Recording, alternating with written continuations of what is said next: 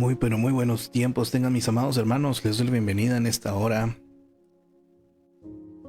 a este espacio de lectura y de reflexión bíblicos que tenemos preparados para ustedes con mucho amor. Damos gracias a Dios porque hasta este momento nos ha sostenido y nos ha permitido continuar compartiendo con cada uno de ustedes la palabra.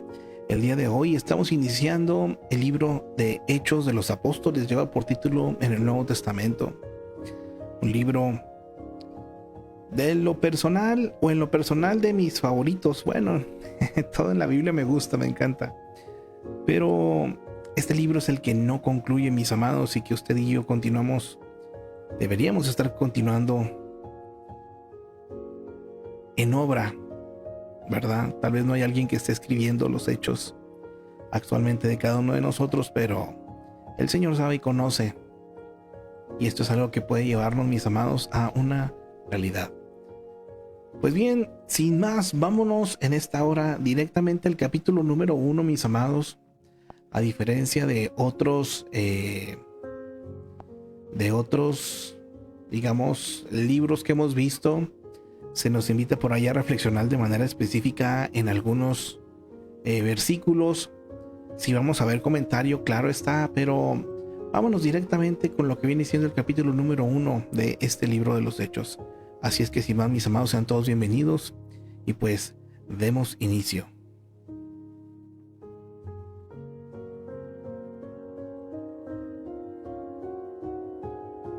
Dentro de no muchos días.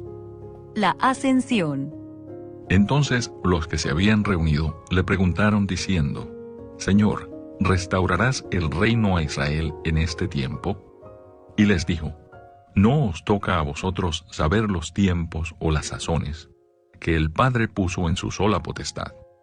Pero recibiréis poder cuando haya venido sobre vosotros el Espíritu Santo, y me seréis testigos en Jerusalén, en toda Judea, en Samaria y hasta lo último de la tierra. Y habiendo dicho estas cosas, viéndolo ellos, fue alzado, y le recibió una nube que le ocultó de sus ojos. Y estando ellos con los ojos puestos en el cielo, entre tanto que él se iba, he aquí se pusieron junto a ellos 2 varones con vestiduras blancas, los cuales también les dijeron: Varones Galileos, ¿por qué estáis mirando al cielo? Este mismo Jesús, que ha sido tomado de vosotros al cielo, así vendrá como le habéis visto ir al cielo. Elección del sucesor de Judas. Entonces volvieron a Jerusalén desde el monte que se llama del Olivar, el cual está cerca de Jerusalén, camino de un día de reposo. Y entrados, subieron al aposento alto, donde moraban Pedro y Jacobo, Juan, Andrés, Felipe, Tomás, Bartolomé, Mateo, Jacobo, hijo de Alfeo, Simón el celote, y Judas, hermano de Jacobo. Todos estos perseveraban unánimes en oración y ruego con las mujeres y con María, la madre de Jesús, y con sus hermanos. En aquellos días, Pedro se levantó en medio de los hermanos, y los reunidos eran como 120 en número, y dijo: Varones hermanos, era necesario que se cumpliese la escritura en que el Espíritu Santo habló antes por boca de David acerca de Judas, que fue guía de los que prendieron a Jesús. Y era contado con nosotros, y tenía parte en este ministerio. Este, pues, con el salario de su iniquidad, adquirió un campo, y cayendo de cabeza, se reventó por la mitad, y todas sus entrañas se derramaron. Y fue notorio a todos los habitantes de Jerusalén, de tal manera que aquel campo se llama en su propia lengua Acéldama, que quiere decir campo de sangre. Porque está escrito en el libro de los Salmos: Sea hecha desierta su habitación, y no haya quien more en ella, y tome otro su oficio.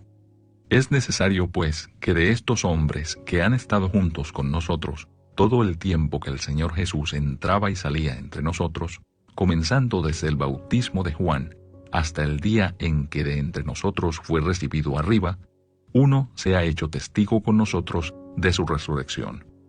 Y señalaron a 2, a José, llamado Barsabás, que tenía por sobrenombre Justo, y a Matías.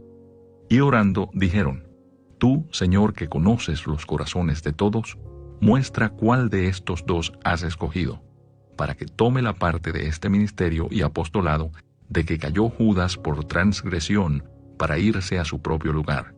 Y les echaron suertes, y la suerte cayó sobre Matías, y fue contado con los 11 apóstoles.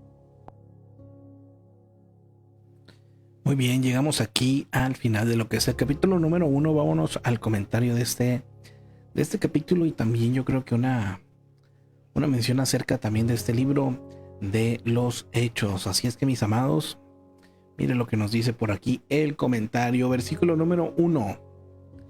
El libro de los Hechos continúa la historia que Lucas empezó en su evangelio, o sea, el evangelio de Lucas, abarcando los 30 años posteriores a la ascensión de Jesús.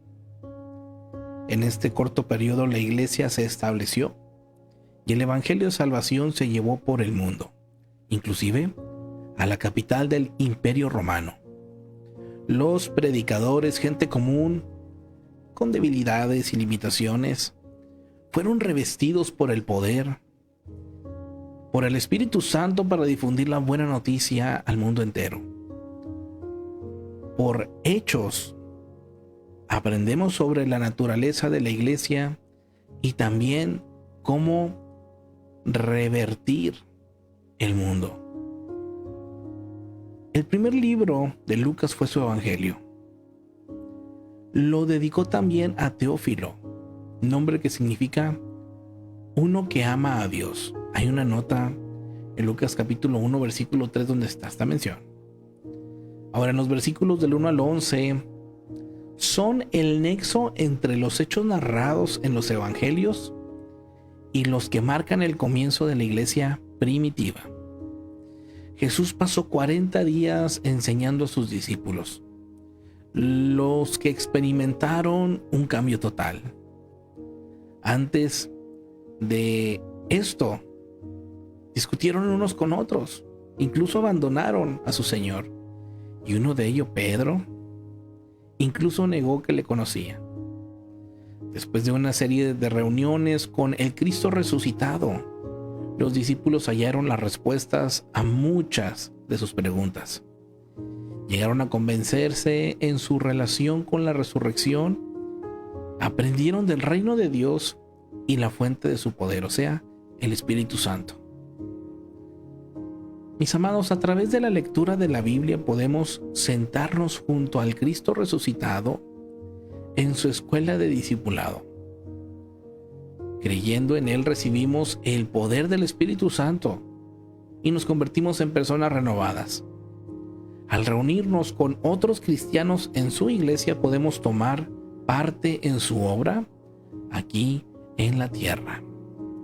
Versículos del 1 al 3, Lucas dice que los discípulos fueron testigos presenciales de todo lo sucedido a Jesucristo, su vida antes de la crucifixión y los 40 días posteriores, donde les enseñó más acerca del reino de Dios. Todavía en la actualidad hay personas que dudan de la resurrección de Jesús, pero Él se apareció a sus discípulos en muchas ocasiones luego de su resurrección, probando que estaba vivo. Note el cambio que la resurrección hizo en la vida de los discípulos. Durante el momento de su muerte estaban temerosos, desilusionados e incluso temían por sus vidas. Luego de la resurrección dejaron de temer y arriesgaron todo para esparcir alrededor del mundo las buenas noticias acerca de Él. Enfrentaron prisiones, castigos físicos, rechazo y martirio. Pero nunca comprometieron su misión. Estos hombres no hubieran arriesgado su vida por algo que fuera un fraude. Sabían que Jesús resucitó de la muerte, y la iglesia primitiva se encendió con su entusiasmo para proclamar la noticia a otros. Es importante saber que podemos confiar en su testimonio. 20 siglos después, todavía podemos tener la certeza de que nuestra fe se basa en hechos. Ay, mi amado hermano, esto es precioso. A mí me encanta cuando se trata de realidades, cuando se trata de encontrar un sentido, mis amados. Es precioso que en la Biblia encontramos respuestas tan maravillosas, que van sobre cualquier duda, cualquier temor. Versículo 3. Jesús explicó que con su venida se inauguró el reino de Dios. Al ascender a los cielos, el reino de Dios permanecería en los corazones de todos los creyentes mediante la presencia del Espíritu Santo. Pero el reino de Dios no se desarrollará por completo hasta que Jesús venga de nuevo a juzgar a todas las personas y a quitar todo lo malo del mundo. Pero antes de que esto suceda, los creyentes, o sea, usted y yo, debemos ocuparnos en proclamar el reino de Dios alrededor del mundo. El libro de los Hechos narra cómo empezó esto. Nosotros debemos continuar el trabajo que la iglesia primitiva comenzó. La Trinidad es una descripción de la relación única del Padre, el Hijo y el Espíritu Santo. Si Jesús hubiera permanecido en la tierra, su presencia física habría limitado la difusión del Evangelio, ya que físicamente solo podría estar en un solo lugar al mismo tiempo. Después de su ascensión, podría estar presente espiritualmente en todo lugar a través del Espíritu Santo. El Espíritu Santo se envió de manera que Dios estuviera con sus seguidores y en ellos después que Jesús ascendió al cielo. Su Espíritu los confrontaría y guiaría a la verdad, permaneciendo en ellos las palabras de Jesús, dándoles las palabras oportunas y llenándolos con poder. Eso también se habla en Juan 14:16. En el versículo 5 nos habla de en Pentecostés, versículos del 1 al 4 también del capítulo 2 se habla de esto. El Espíritu Santo estuvo a la disposición de todos los que creyeran en Jesús. Ahora, nosotros recibimos el Espíritu Santo cuando recibimos a Jesucristo, pero el bautismo del Espíritu Santo debe entenderse a la luz de su obra total en los cristianos. Número 1, mis amados. Para todos aquellos que a lo mejor no tengan claro acerca del Espíritu Santo, este libro es esencial, mi amado, y si usted presta su atención, yo creo que va a poder encontrar respuestas a muchas cosas. Por otra parte, le invito a que en este momento, en este punto, me ayude a compartir esa transmisión con todo aquel que usted quiera bendecir, mi amado. Tal vez haya alguien que usted pues sepa que a lo mejor tiene algunas dudas, interrogantes, o simplemente que quiera compartir este mensaje. Yo le invito a que me ayude ahí compartiendo la transmisión. Es completamente gratuito y es completamente de bendición. Recuerde que es palabra lo que estamos hablando en esta hora. Bueno, vamos continuando. Entonces, número 1, el Espíritu Santo marca el comienzo, mis amados, de la experiencia cristiana. No podemos pertenecer a Cristo sin su Espíritu. Romanos 8:9 lo confirma. Ahora, no podemos estar unidos a Cristo sin su Espíritu. 1 Corintios 6:17 también nos habla de ello. No podemos ser adoptados como sus hijos sin su Espíritu. Romanos 8:14-17 y Gálatas 4:6-7. No podemos estar en el acuerdo de Cristo excepto por el Espíritu. 1 Corintios 12:13.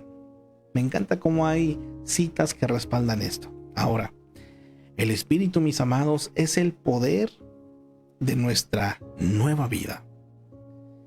Empieza el largo proceso de una vida de cambios para asemejarnos más a Cristo. Esa es la vida del cristiano, mis amados. Una vida de cambios constantes para asemejarnos más a Cristo. Gálatas 3:3 y Filipenses 1:6 lo confirman. Entonces, cuando recibimos a Cristo por la fe, empezamos una relación personal e inmediata con Dios. El Espíritu Santo obra en nosotros para ayudarnos a ser como Cristo. Ahora, mi amado, hasta este punto no se nos habla nada de que deje de hacer esto o de que póngase a hacer esto. No es por lo que podamos hacer, no es por lo que podamos merecer. Hasta este punto, mi amado hermano, todo es obra del Espíritu Santo. Lo único que usted y yo necesitamos es querer, es pedir. Querer, pues la vida de Cristo no va en nosotros. Pedir que sea el Espíritu Santo en nosotros. Todos pueden experimentar el Espíritu Santo y el obrar a través de todos. El obrar a través de todos también. 1 Corintios 12:11 y Efesios 4:4. El Espíritu une comunidades cristianas en Cristo. Me encanta esto, mi amado hermano, que a la luz de la palabra, los seres humanos hemos puesto nombre a denominaciones, ¿verdad? Que cómo piensan los bautistas, que los presbiterianos, que estos, que el otros, pero realmente a la luz de la palabra, mis amados, solo hay una iglesia, la iglesia de Cristo. Y cuando Él venga, viene por su iglesia, no viene por una denominación. Así es que, mi amado hermano, necesitamos de su Espíritu Santo. Versículo 6. Durante los años del ministerio de Jesús sobre la tierra, los discípulos se preguntaban continuamente sobre su reino. ¿Cuándo vendrá? ¿Cuál sería su papel? Desde el punto de vista tradicional, el Mesías sería un conquistador terrenal que lo libraría, en este caso, Israel de Roma. Pero el reino al que se refería Jesús era uno espiritual, establecido en los corazones y las vidas de los creyentes. Lucas 17:21 también lo confirma. La presencia y el poder de Dios permanecen en los creyentes en la persona del Espíritu Santo. En los versículos 6 y 7 nos dice que, como otros judíos, los discípulos vivían disgustados al verse sometidos al imperio romano.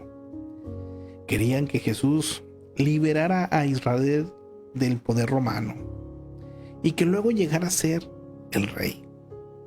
Jesús explicó que Dios el Padre establece el tiempo en el que deben de ocurrir los hechos a nivel personal, nacional o mundial.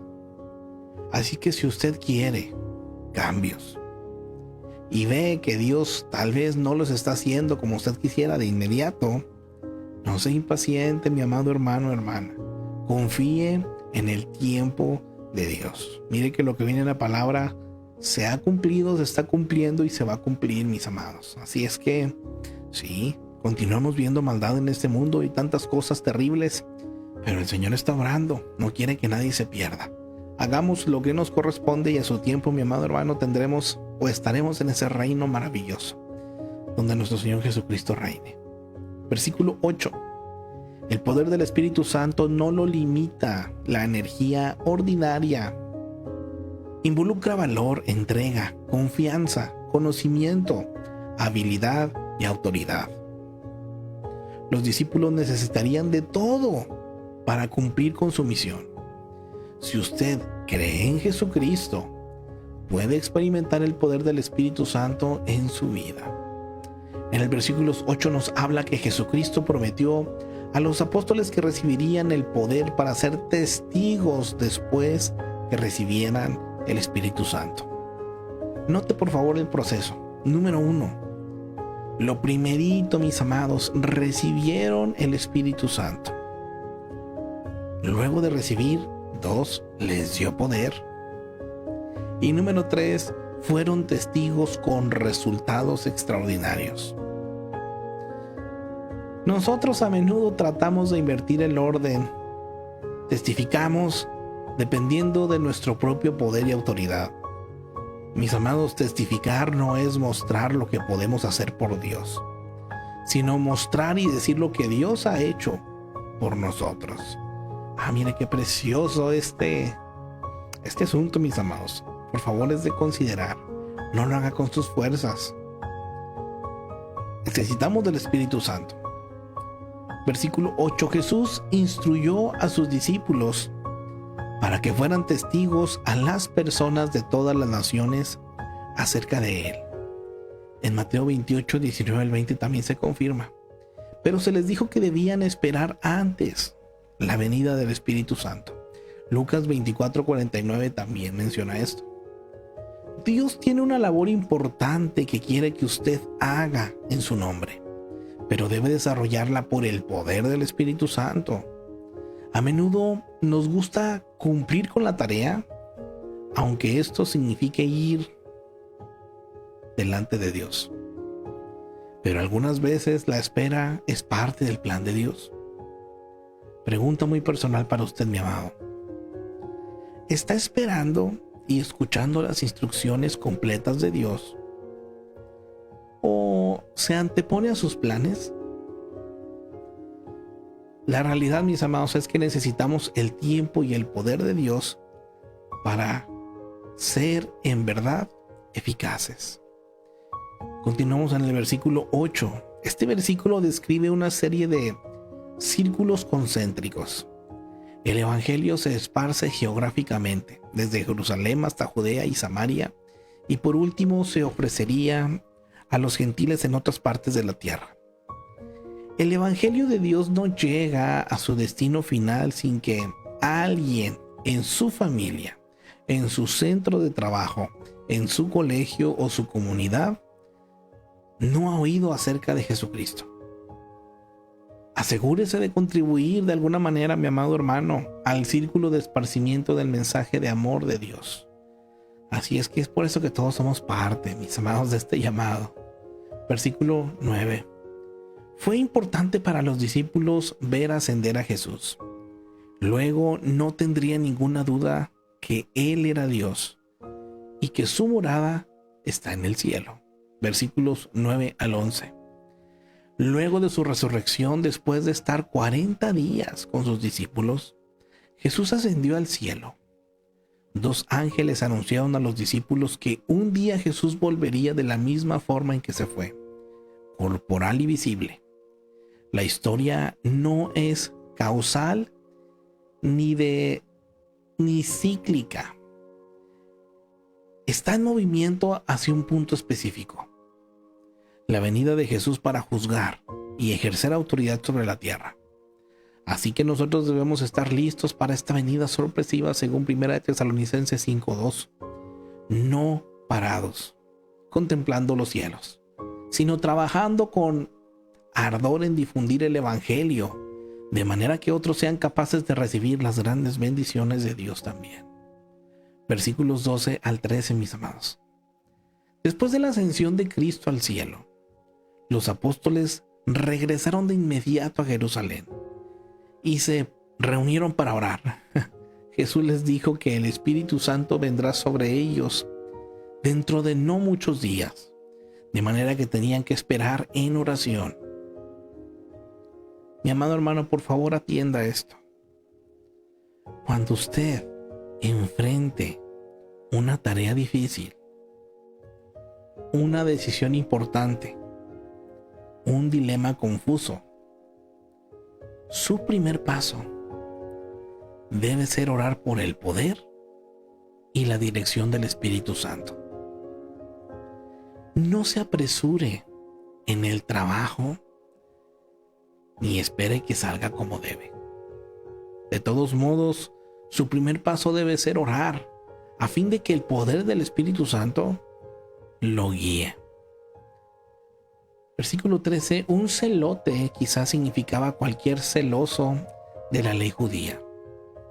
Tal vez los celotes eran los de un partido político radical que trabajó para derrocar al gobernador romano de Israel a través de la violencia. Versículo 14. Los hermanos de Jesús están ahora con los discípulos. Durante la vida de Jesús, no creyeron que Él era el Mesías, según Juan 7:5. Pero su resurrección debió convencerlos. La aparición especial a Jacobo, uno de sus hermanos, debió haber tenido un significado especial que influyó en su conversión. 1 Corintios 15:7 también habla de ello. Versículo 15 al 26. Esta fue la primera reunión de negocios de la iglesia. Un pequeño grupo de 11 creció hasta convertirse en más de 120. El tema principal fue nombrar a un nuevo discípulo o apóstol, como les llamaban a los 12. Mientras los apóstoles esperaban, hacían lo que podían, oraban, buscaban dirección de Dios y se organizaban. Esperar a Dios para trabajar no significa sentarse sin hacer nada. Debemos hacer lo que podamos mientras podamos, teniendo cuidado de no adelantarnos a Dios. versículos 16 y 17. ¿Cómo pudo alguien estar a diario con Jesús y traicionarlo? Judas recibió el mismo llamado y enseñanza que todos los demás, pero decidió rechazar las advertencias de Cristo, así como también sus ofrecimientos de misericordia. Endureció su corazón y se unió a los enemigos de Jesús en un complot para traicionarlo. Hasta el final no se arrepintió y por último se desvivió, como dirían en nuestros tiempos, ¿verdad? A pesar de que Jesús predijo que esto sucedería, esa fue la decisión de Judas. Los privilegiados que están cerca de la verdad no están necesariamente comprometidos a ella. Si desea más información acerca de Judas, su perfil lo puede encontrar en el Evangelio de Marcos capítulo 14. Versículo 18, Mateo dice que se ahorcó en Mateo 27:5. Hechos dice que se cayó. La explicación tradicional es que cuando Judas se ahorcó, la rama se rompió. Judas se precipitó en tierra y su cuerpo reventó. Terrible. Versículo 21 al 22. Fueron muchos los que siguieron a Jesús en forma constante durante su ministerio en la tierra. Los 12 apóstoles fueron parte del círculo íntimo, pero otros tuvieron igual nivel de amor y entrega. En los versículos 21 al 25 nos menciona que los apóstoles tuvieron que buscar un creyente que ocupara el puesto vacante de Judas Iscariote. Bosquejaron un criterio específico para hacer la elección. Cuando se eligieron a los finalistas, los apóstoles oraron pidiendo a Dios que los guiara en este proceso de selección. Esto nos da un buen ejemplo de cómo actuar cuando debemos tomar decisiones importantes. Determine un criterio lógico basado en la Biblia. Examine las alternativas y ore pidiendo sabiduría y guía en busca de una decisión sabia. Versículo 26. Los discípulos llegaron a ser apóstoles. Discípulo significa seguidor o aprendiz. Y apóstol significa mensajero o enviado. Estos hombres tienen ahora una designación especial para esparcir las buenas nuevas de la muerte y resurrección de Jesús. Un viaje a través de los hechos, mis amados. Mira aquí de manera muy resumida tal vez, pero tratando que sea completo. ¿De qué se trata este libro de los hechos? Bueno, empezando con un breve resumen de los últimos días de Jesús en la tierra con sus discípulos, su ascensión, y Matías, el que ocupó el lugar que dejó Judas Iscariote. Lucas aborda enseguida su tema, que es la difusión del evangelio y el crecimiento de la iglesia. El Pentecostés, célebre por el derramamiento del Espíritu Santo y el discurso poderoso de Pedro, fue el inicio. Luego la iglesia de Jerusalén comenzó a crecer cada día mediante el testimonio audaz de Pedro y Juan y el amor de los creyentes. La iglesia naciente no estaba exenta de problemas. Sufrió oposición extrema. Como resultado, en prisión, castigo y muerte. También sufrió engaño y quejas internas.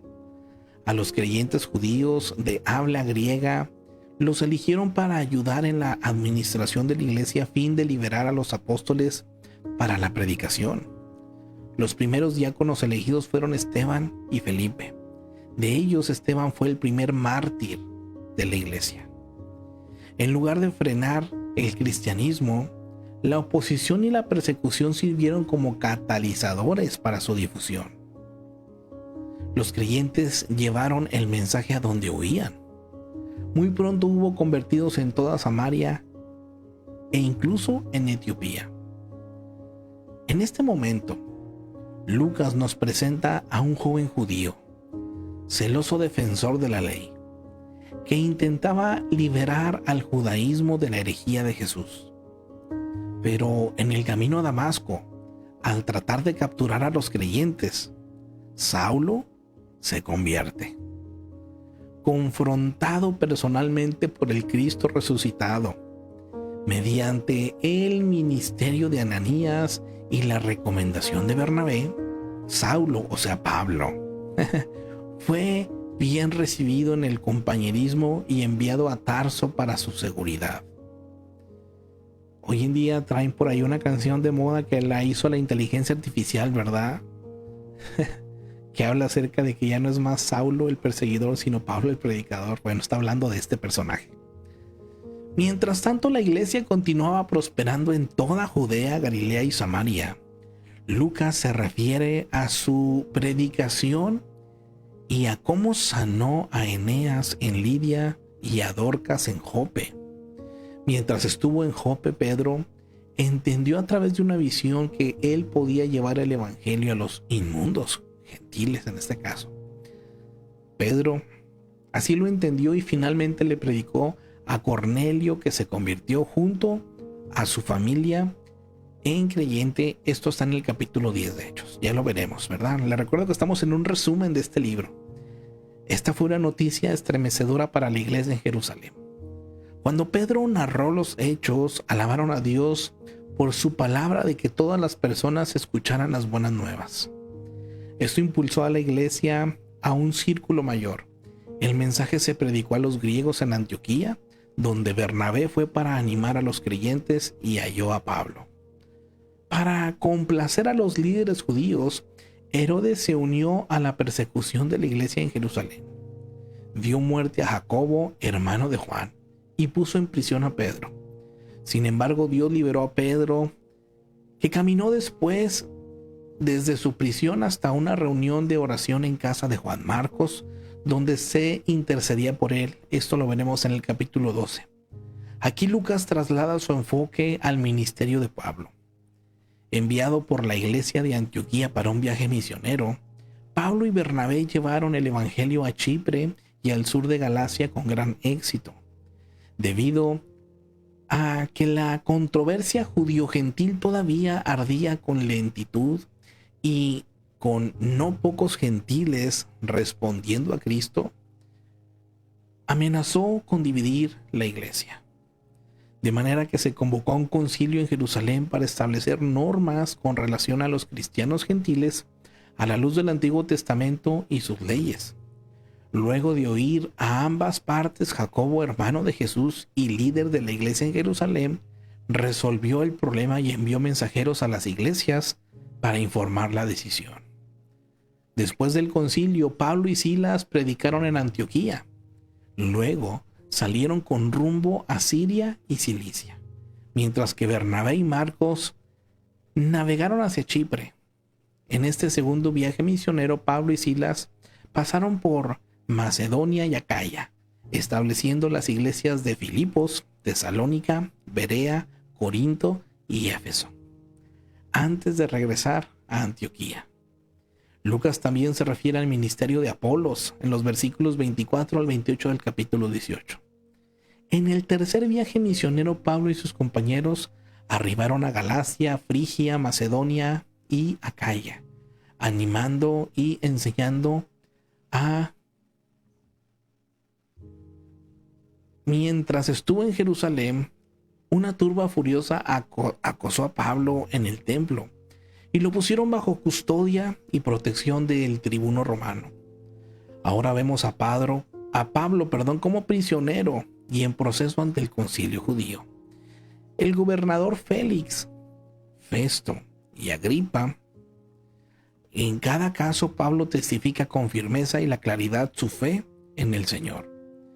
Debido a que apeló a César, lo enviaron a Roma para que el proceso final de su caso se llevara allí. Pero en el camino una tormenta destruyó la nave y los tripulantes y prisioneros debieron nadar para llegar a la orilla. Aún en estas circunstancias, Pablo predicó de su fe. Al final, el viaje continuó y Pablo llegó a Roma, donde vivió en una casa alquilada y bajo custodia. Mientras aguardaba el juicio, Lucas finaliza los hechos en forma abrupta con las estimulantes palabras de que Pablo tenía la libertad en su cautiverio de hablar tanto a visitantes como a su guardia, predicando el reino de Dios y enseñando acerca del Señor Jesucristo abiertamente y sin impedimento.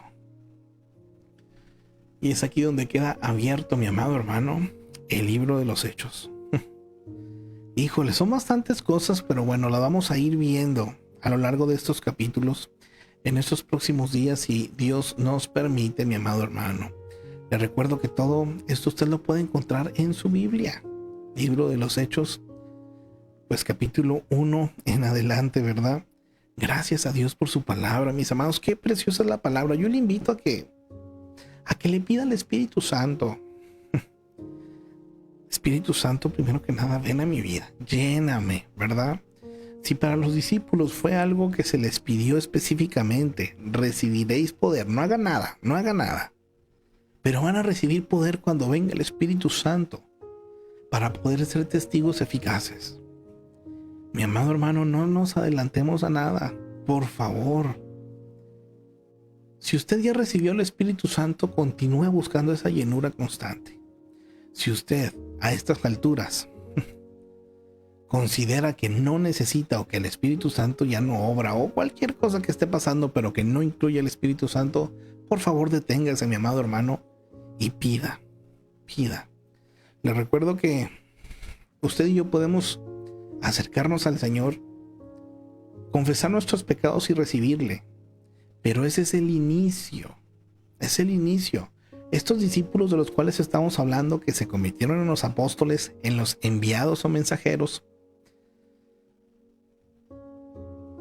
anduvieron con Jesús mismo, convivieron con el Jesús resucitado, pero aún así ellos necesitaban del Espíritu Santo. Y siendo pues ya otra vez 12, ¿verdad? Porque se incluyó a Matías, recibieron al Espíritu Santo en Pentecostés. Ya no eran 12, eran 120 los cuales estaban en esa búsqueda. Mi amado hermano, yo que anhelo en mi corazón que durante este periodo que estamos viendo este libro de los Hechos, usted sea lleno o bautizado del Espíritu Santo. Quiero invitarle a que en este tiempo, mientras estamos aprendiendo de este libro de los Hechos, de cómo fue que nace la iglesia y empieza a trabajar la iglesia, cómo fue que los discípulos comenzaron a hacer todo eso, mi amado hermano, que hasta el día de hoy nosotros podemos disfrutar de esto que los apóstoles hicieron. Si ellos no se hubieran movido a buscar del Espíritu Santo y no hubieran extendido esta buena noticia del reino en ese tiempo, créame que no hubiera llegado el evangelio para nosotros el día de hoy. Por eso es tan importante que en su círculo, mi amado hermano, donde usted está, con su familia, en su trabajo, con la gente que lo rodea, comparta lo que Cristo ha hecho, pero no lo comparta con sus fuerzas. Hágalo a través su vida, pues que sea usada para que el Espíritu Santo a través de usted pueda llegar a otros. Así es que, mi amado hermano, yo lo quiero hacer, yo lo anhelo hacer. Ahorita de hecho siento una necesidad, terminando esta transmisión, de ponerme a orar y de ponerme a pedirle al Señor realmente que nos dé su Espíritu Santo, mi amado.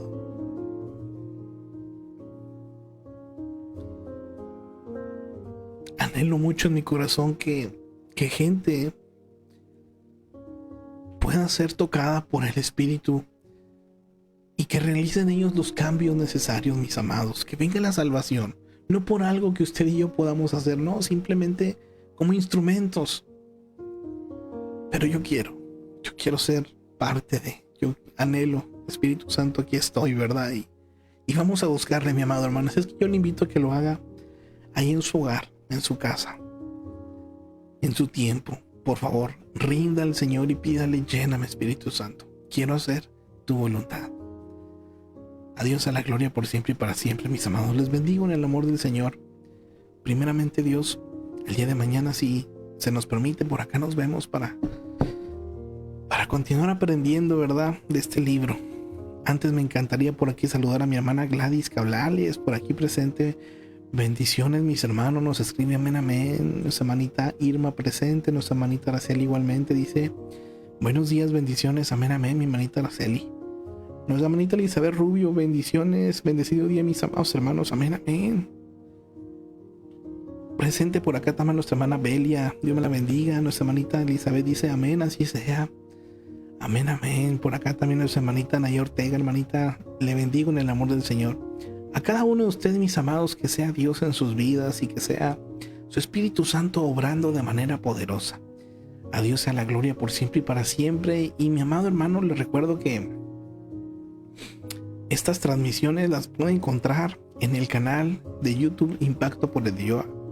Ahí usted puede encontrar pues ahora el capítulo número 1 de Hechos, ¿verdad?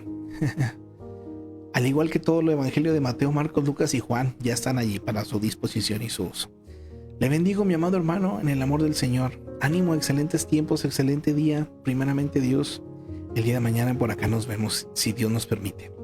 Dios nos los bendiga, mis amados. Excelente día para todos.